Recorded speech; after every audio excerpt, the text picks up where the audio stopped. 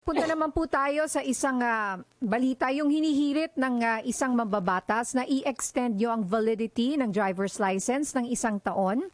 Yan ay matapos mag-issue ang korte po sa Quezon City ng TRO para ipatigil ang pag-deliver ng 5.2 million plastic cards.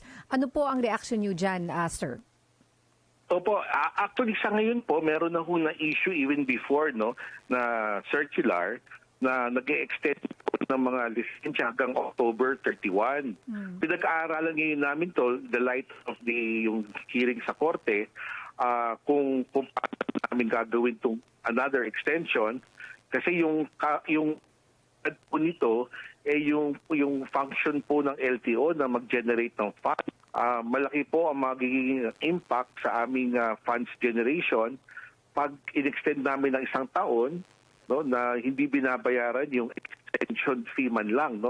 So yun ang aming, much as we would like to, binabalanse rin ho namin yung aming mandatos na kailangan magdikom ng pondo. Sir, kung ako po ngayon ay mag-a-apply ng lisensya or magre-renew ng driver's license, papel pa rin po ba o plastic? Opo, wala pa ho.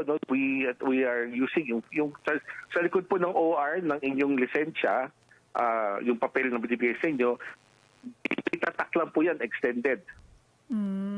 So wala pa rin palang plastic cards at papel Wala pa rin po. po, talagang...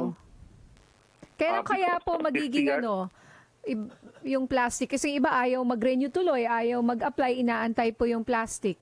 Alam mo, malaking impact po sa amin itong TRO na to, ito lang talaga ang hinihintay namin na magiging lunas sa pag-release ng mga plastic cards. It's 5.2 million.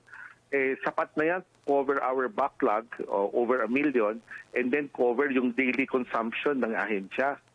With this delay, nakausap nga namin yung aming supplier, even if the TRO is lifted, ano magiging implikasyon sa aming target timeline.